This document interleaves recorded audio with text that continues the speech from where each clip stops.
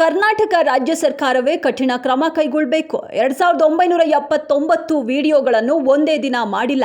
ಆರೋಪಿಯ ಮೇಲೆ ರಾಜ್ಯ ಸರ್ಕಾರ ನಿಗಾ ವಹಿಸಬೇಕಿತ್ತು. ಒಕ್ಕಲಿಗ ಪ್ರಾಬಲ್ಯದ ಕ್ಷೇತ್ರಗಳ ಚುನಾವಣೆ ಮುಗಿದ ಮೇಲೆ ವಿಡಿಯೋ ಬಿಡುಗಡೆ ರಾಜಕೀಯ ಗೇಮ್ ಎಂದ ಪ್ರಧಾನಿ.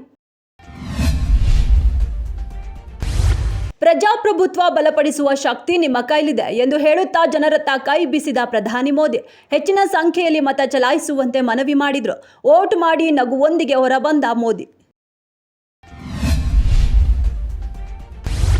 ಮೊದಲಿನಿಂದ ಸಿಡಿ ಬಗ್ಗೆ ನಾನು ಹೇಳಿಕೊಂಡೇ ಬಂದಿದ್ದೆ. ಆಗ ಎಲ್ಲರೂ ನನ್ನ ಹೇಳಿಕೆ ನಿರ್ಲಕ್ಷ್ಯ ಮಾಡ್ತಾ ಬಂದ್ರು. ಇವತ್ತು ಒಬ್ಬರಿಗೆ ಆಗಿದೆ, ಮುಂದೆ ಸಿಎಂ ಸಿದ್ದರಾಮಯ್ಯ, ಡಾಕ್ಟರ್ ಪರಮೇಶ್ವರ್ ಅವರಿಗೂ ಬರಬಹುದು ಎನ್ನುವ ಮೂಲಕ ರಮೇಶ್ ಜಾರಕಿಹೊಳಿ ಬೆಳಗಾವಿಯಲ್ಲಿ ಹೊಸ ಬಾಂಬ್ ಸಿಡಿಸಿದ್ದಾರೆ.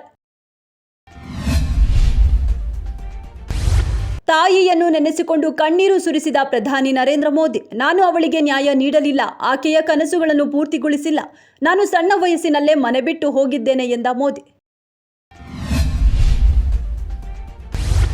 ವಕೀಲ ದೇವರಾಜಗೌಡರೇ ಹಾಸನ್ ಪೆನ್ಡ್ರೈವ್ ಪ್ರಕರಣಕ್ಕೆ ಕಾರಣ. ಹೊಳೆನರಸೀಪುರದಲ್ಲಿ ದೇವರಾಜಗೌಡರಿಗೆ ಶ್ರೇಯಸ್ ಪಾಟೀಲ್ ಸವಾಲು. ಭಗವಂತನ ಆಣೆ, ನಾನು ಯಾವ ಸಂತ್ರಸ್ತೆಯರನ್ನು ಭೇಟಿ ಮಾಡಿಲ್ಲ. ನೇರವಾಗಿ ಬಹಿರಂಗ ಚರ್ಚೆಗೆ ಬರಲಿ. ನನ್ನ ವಿರುದ್ಧ ಆರೋಪ ಸಾಬೀತಾದರೆ ರಾಜಕೀಯ ನಿವೃತ್ತಿ ಪಡೆಯುತ್ತೇನೆ ಎಂದು ಶ್ರೇಯಸ್ ಪಾಟೀಲ್ ಸವಾಲು.